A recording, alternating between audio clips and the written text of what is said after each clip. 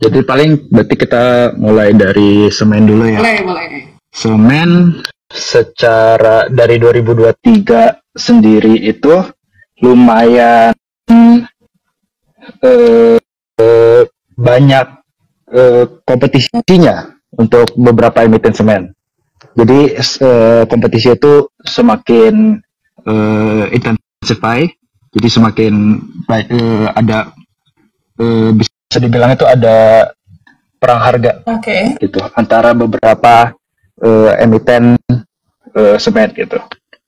Nah, sebenarnya untuk industri semen sendiri itu sampai sekarang itu masih dikategorikan sebagai oversupply, ya. Jadi itu sebenarnya udah oversupply itu udah sejak 2013-2014 dan emang sampai sekarang itu masih oversupply sih. Nah, gitu sih sebenarnya untuk semen, untuk industri semen 2023 itu lumayan banyak kendalanya sih, bisa dibilang. Oke. Kalau properti gimana di Jul? Kalau properti bisa dibilang 2023 itu lumayan oke. Lumayan oke ini paling enggak kita compare-nya itu sama COVID, sejak COVID lah.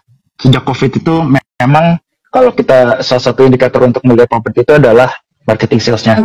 Jadi kalau misalnya ada launching properti di mana lah ya, launching properti itu bisa menjadi salah satu indikator untuk properti gitu. Nah, pre-sales-nya properti itu sejak setelah pandemi itu bisa dibilang grow terus gitu. Jadi untuk 2023 lumayan oke sih kalau properti. Nah, mungkin yang gitu. Selanjutnya apa lagi John berarti? Untuk CPO ya? CPO ya, oke. Kalau CPO bisa dibilang tahun 2023 itu cukup sulit ya. Jadi sebelum kalau kita mundur lagi itu di 2021 itu sempat ada supply shortage karena dari pandemi. Nah, harga CPO itu nanjak terus tuh. Ya. Nah, dan setelah itu dilanjuti oleh adanya perang Rusia dan Ukraina. Gitu. Jadi akhir tahun 2021 sampai awal 2022 itu memang harga CPO itu peak-peaknya. Nah, setelah itu memang melandai. Nah, karena itu di 2023 itu sebenarnya bisa dibilang harga CPO itu flat aja sih. Nah, tapi karena perang Rusia Ukraina itu, jadi ada yang kita bisa bilang itu ada supply issue. Supply-nya itu adalah di bagian pupuknya, pupuk untuk CPO-nya gitu. Nah, pupuknya itu ya ada beberapa komponen untuk pupuknya lah. Ya misalnya ada urea, ada fosfat, ada fosforus gitu. Itu sebenarnya kedampak semua karena bisa dari supply issue yang tadi di akhir 2021 itu, ataupun karena dari yang perang Ukraina sama Rusia itu. Gitu. Oke. Nah, kalau misalnya terkait dari El Nino nih, fenomena El Nino di 2023, itu kan gimana tuh pengaruhnya terhadap CPO juga nih di... Ya juga sih. Sebenarnya ada El Nino di 2023 di sekitar second half ya. Jadi kira-kira El Nino itu mulainya itu sekitar Juli atau Agustus, dan sebenarnya memang peaknya itu ada di bulan Oktober. Nah, berdasarkan BMKG itu sebenarnya El Nino itu seharusnya sudah terus melandai dan kemungkinan besar selesainya itu di first quarter di 2024 gitu. Oke. Nah, sekarang berarti untuk di 2024 ini kan kita udah mau mendekati pemilihan umum dari negara kita nih. Nah, ini gimana nih kira-kira untuk ketiga sektor tersebut, John? Ketiga sektor tersebut ya. Kalau misalnya kalau dari semen kita sebenarnya outlook-nya itu kita bisa bilang sebenarnya netral ya, cukup netral karena emang sebenarnya tahun politik, infrastruktur dan plan-plan untuk development itu sebenarnya bisa dibilang keganggu gitu. Karena ya ada bisa dibilang ya wait and see untuk kita tahu nantinya itu pemimpin kita siapa gitu. Nah, kalau misalnya untuk properti gimana nih? Apakah itu akan ikut terpengaruh juga untuk di tahun politik ini? Karena kan banyak banget yang bilang kalau di tahun politik biasanya orang-orang jarang mau investasi ke properti, itu benar nggak sih? Bisa dibilang begitu sih emang. Karena selain kondisi politik kita lah ya, itu juga ada geopolitik dan juga ya pastinya US yang melakukan yang sampai sekarang itu masih keep interest rate-nya mereka gitu. BI-nya juga naik interest rate-nya gitu. Jadi memang karena high interest rate ya bisa dibilang ya demand buat properti ya berkurang aja sih. Nah tapi kan katanya karena potongan suku bunga dan itu kan udah pasti juga sih Don. Jadi mungkin belum tahu di kapannya kan, di tahun 2020. Benar. Nah itu gimana? Benar. Tuh, pengaruhnya? Pengaruh ke properti sebenarnya karena rate cut itu sebenarnya bagus. Sebenarnya sentimen rate cut itu bagus untuk properti gitu. Oke, nah terus berarti kalau untuk dari semen, gimana pilihan topik dari tim research Trimegah tuh ada apa aja sih? Untuk kita, mungkin teman-teman bisa lihat, bisa cek di tahun ini gitu, yang kemungkinan bakalan menarik. Oke. Jadi kita sebenarnya pick ya di semen itu ada dua. Jadi ada SMGR sama ada INTP. Tapi sebenarnya kita bisa dibilang lebih mencondong ke SMGR. Oh, kenapa? Gitu. Karena satu itu dari IKN. Jadi SMGR itu sebenarnya mendapatkan, bisa dibilang harusnya mendapatkan lebih banyak porsi supply semen ke IKN gitu. Nah selain itu SMGR itu juga memang yang paling secara market share itu yang paling besar di industri semen di Indonesia. Dia itu sekarang itu memiliki sekitar 52% market share gitu. Nah kemarin itu di akhir 2023 itu kan sempat ada akuisisi dari Indosemen terhadap semen Grobogan. Ya, itu bisa dibilang dikategorikan sebagai mahal sih ya untuk pembelian akuisisi ke semen Grobogan itu. Sebenarnya yang kita lihat itu adalah mungkin dari Indosemen sendiri, INTP sendiri itu memang ingin untuk menguasai market share pasar di luar Jawa gitu.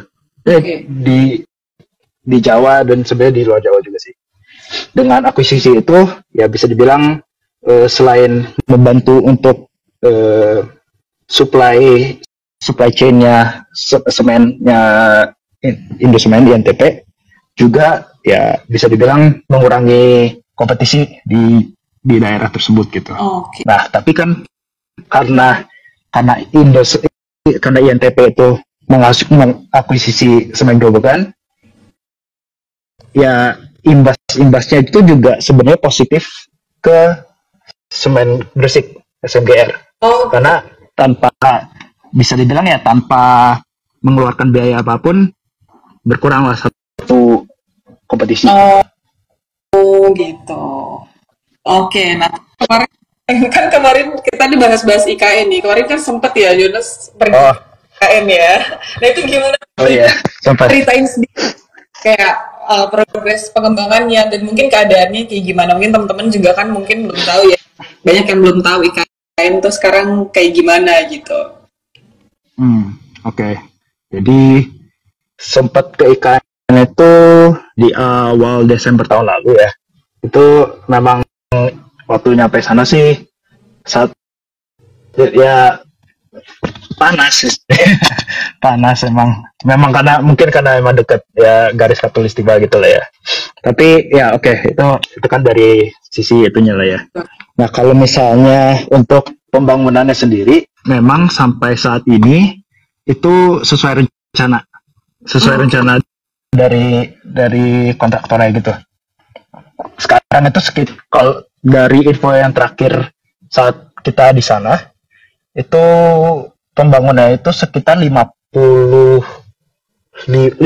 sampai 55% udah selesai. Oke. Gitu. Dan memang dari kontraknya sendiri itu dibilang itu sebenarnya selesainya itu sekitar Oktober tahun ini. Ya. Tapi dari pemerintah itu sebenarnya ingin untuk dipercepat gitu pembangunannya biar supaya selesai sebelum upacara di IKN gitu. Upacara nanti tanggal 17 Agustus. Di IKN. Oke, hopefully. Nah, tapi tapi sebenarnya dari Presiden Jokowi sendiri itu sebenarnya ngomongnya itu tidak mengharuskan hal pembangunan itu selesai sebelum upacara gitu. Yang dia inginkan adalah lapangan upacara dan juga jalan untuk ke IKN-nya, ke lapangannya dan ke sekitarnya itu selesai sebelum upacara tersebut. Oke, jadi fokusnya ke lapangan dan jalan-jalannya ya. Benar.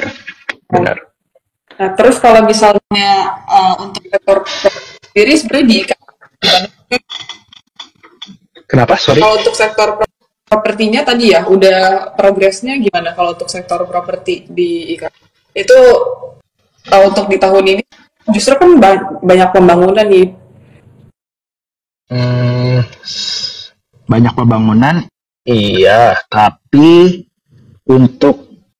memang untuk beberapa emiten properti itu sebenarnya masih dalam kategori wacana sih.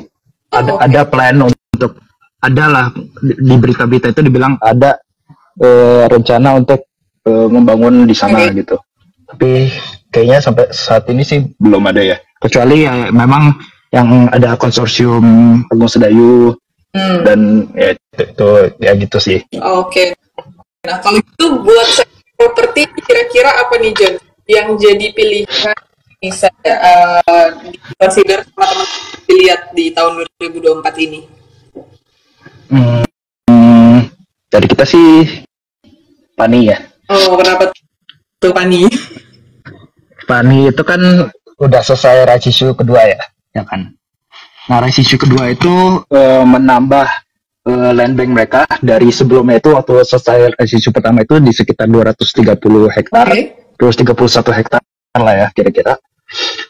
Nah, ini itu naik sekitar 4 kali, jadi sekitar 1009 hektar gitu. Nah, itu banyak banget development yang udah terjadi di Pani sekarang. Kalau kayak Yasmin sendiri udah sempat ke PIK 2 atau belum ya? Udah sempat ke daerah-daerah apa tuh namanya?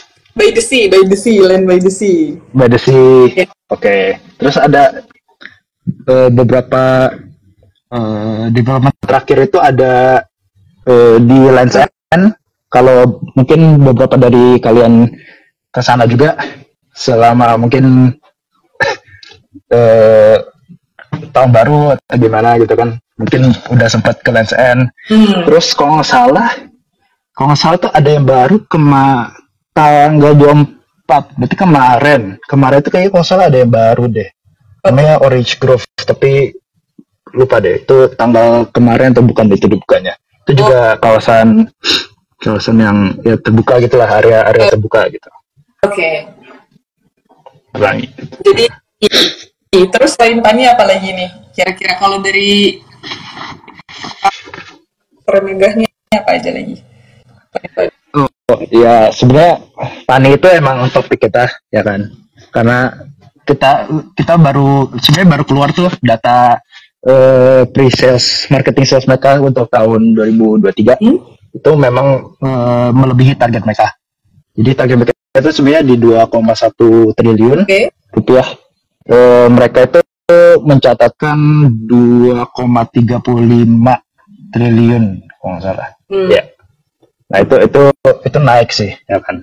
Nah dengan adanya land bank yang baru ini yang tambahan 800-an hektar ini, ya kita memproyeksikan juga pre-sales untuk tahun depan itu naik ke 5,3 triliun. Jadi itu lebih dari double yang tahun ini gitu. Gitu. Nah, jadi masih Pani atau lanjut? Boleh. Lanjut. Lanjut. Lanjut. Jadi lanjut Pani atau? Terserah. Nah kalau lain. Oke. Mungkin ada yang lain. Saya Pani. Ya. Oke, selain Pani, kita palingan sebenarnya sukanya itu ke Ciputra ya, CTRA. Itu juga sama seperti Pani, marketing sales mereka itu di tahun 2023 itu melebihi target mereka, gitu. Target mereka itu kemarin itu dapetin itu sekitar 10,2 triliun untuk dari marketing sales sendiri, gitu. Oke, berarti dua itu ya dari CTRA ya. Benar.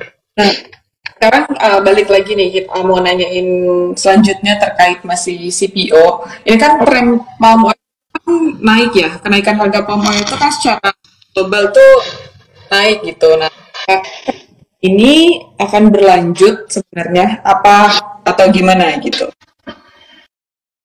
Oke, jadi sebenarnya jadi harga CPO itu per Desember 2023 itu harga di hari terakhirnya itu di sekitar 3.600-an ringgit Malaysia per ton.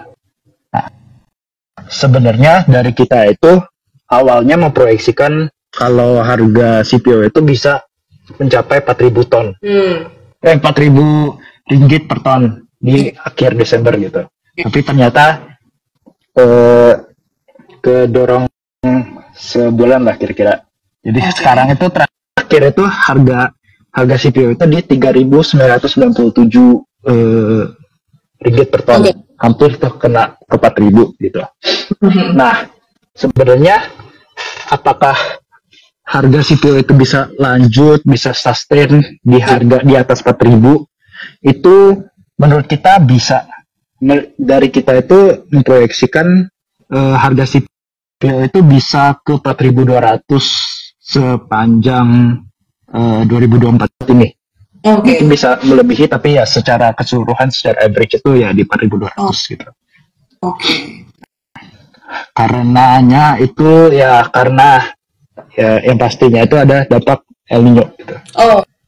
Karena dampak El Nino itu bisa dibilang ada sebuah lagging effect. Jadi efek saat ditanam dan panennya itu kan agak lama lah ya. Jadi kalau misalnya nih panennya itu di bulan Oktober, kita kan baru tahu hasil nanamnya itu di bulan Oktober, kita baru tahu hasilnya itu kan sebenarnya di 6 bulan sampai 9 bulan setelahnya. Jadi sekitar Maret, April gitu baru tahu. Nah, karena ada El Nino ini, jadinya itu ya kita cuma bisa memperkirakan ya, produksi itu turunnya segimana, sebesar apa. Nantinya waktu di Maret itu kita baru, oh ya segini nih, berkurang lumayan nih karena El Nino gitu misalnya. Gitu. Nah, ya gimana? Suaranya kayaknya agak telat ya. Suara aku agak telat gak sih? Ya kayaknya sih. Sedikit ya. Terus lanjut. Nah, itu kan kalau misalnya itu kan dari sisi supply produksi di Indo ya, di Malaysia sendiri memang El Nino itu fenomena El Nino itu tidak cuman ada di Indonesia. Jadi di beberapa belahan dunia itu juga kena El Nino gitu. Jadi salah satunya itu ya memang tetangga kita ya Malaysia juga kena El Nino gitu. Nah selain itu ya memang ada beberapa negara lain kayak Brazil itu juga kalau nggak salah kena ya. Yeah. Nah kita tahu bahwa produksi dua produsen terbesar CPO itu ada di Indonesia dan Malaysia, dan dua eksportir terbesar CPO juga merupakan Indonesia dan Malaysia. Jadi kalau misalnya kalau misalnya supply produksi Indo dan Malaysia berkurang, itu harganya harusnya naik. Gitu. Oke. Nah dengan kenaikan harga itu, kira-kira apa aja sih John yang bakal diuntungin gitu? Oke, dan seharusnya karena harganya naik itu sebenarnya harga patokan ya, harga referensi. Jadi seharusnya itu bisa dibilang semua emiten itu harga menjual dan membeli harga CPO itu di harga tersebut. Ya ada beda dikit dulu ya. Nah dari kita itu topik kita itu adalah TAPG. Oke. TAPG itu dia itu mempunyai sekitar 93% plantation dia itu ada di Kalimantan. Oke. Ya. Dan berdasarkan data yang kita tahu El Nino itu yang terparah itu sebenarnya ada di Jawa dan di Sumatera. Di Kalimantan kena tapi nggak sesignifikan itu gitu.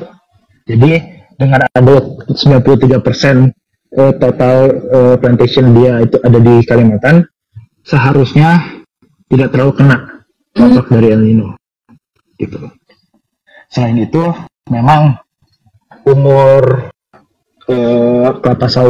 tumbuhan kelapa sawitnya TAPG itu masih muda dan masih produktif.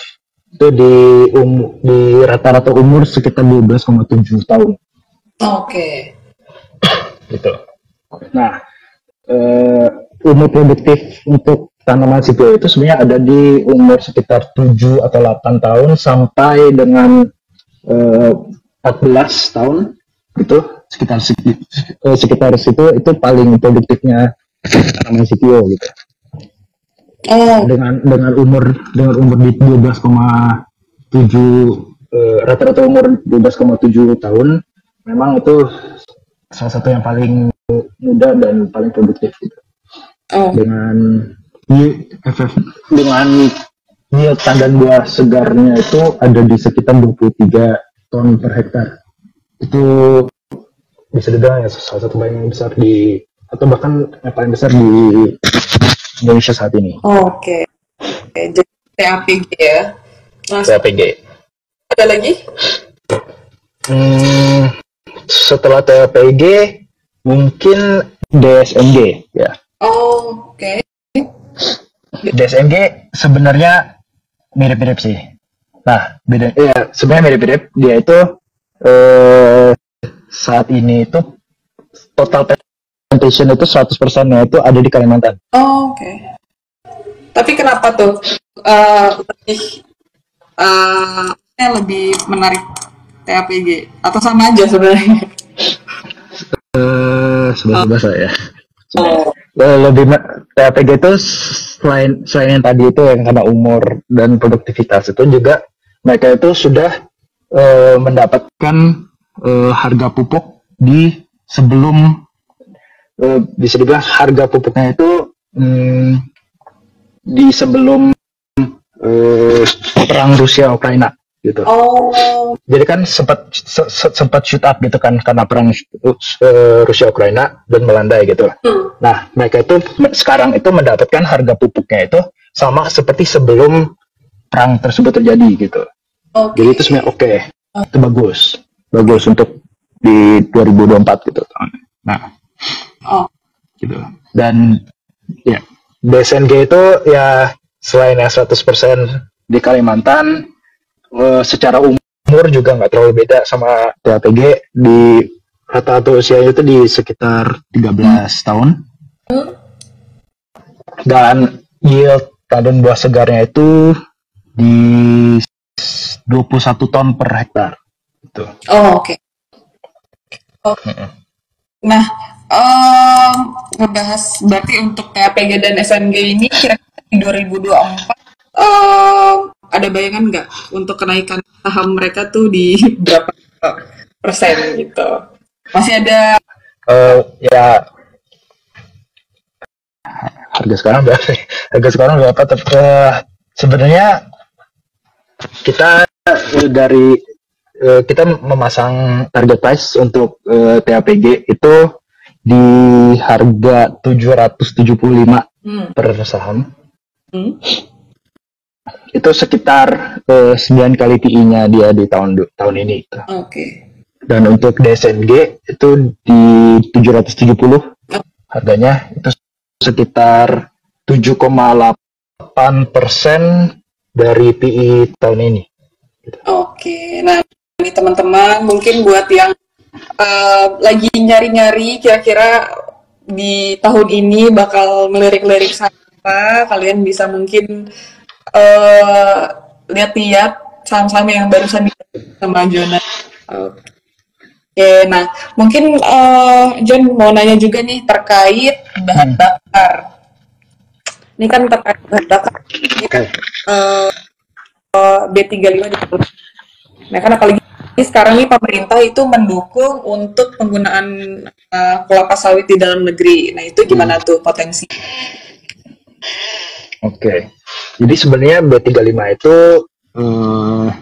menurut gue itu oke. Bagus kok. Itu memang proposal dari government untuk selain bisa dibilang mengurangi oversupply sawit dengan menggunakan produksi sawit itu sebagai biodiesel, ya B35 sebenarnya sekarang. Ya juga ya bisa dibilang mengedepankan ESG, green.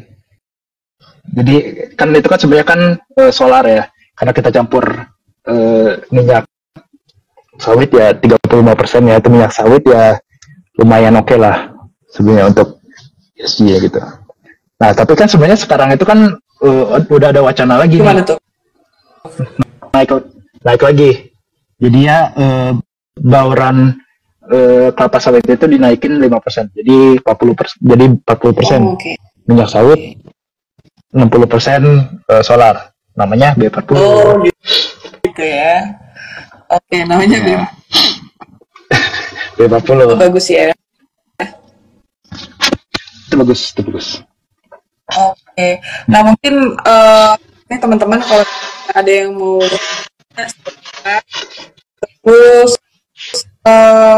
apa namanya mungkin ada masukan nggak nih John untuk teman-teman nih kan kita sekarang ini menjelang tahun pemilu, nah, kira-kira gimana untuk berinvestasi?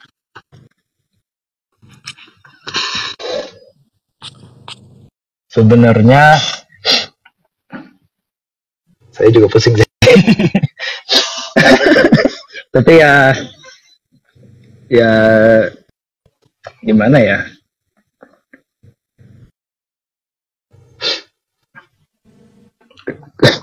Kurang sih kalau itu. Ada ya untuk berinvestasi teman-teman. Ya saat ini sebenarnya marketnya masih bisa dibilang irasional ya. Kita harus banyak-banyak wait and see, banyak-banyak apa ya, risk management kita harus benar-benar ketat sih, bisa dibilang. Oke, gitu. Bisa tunggu dulu nanti setelah pesta besar ini mungkin kita bisa lihat ya seperti benar untuk market kedepannya gitu ya. Oke. Benar. Ada pertanyaan nggak teman-teman? Mungkin ini ada yang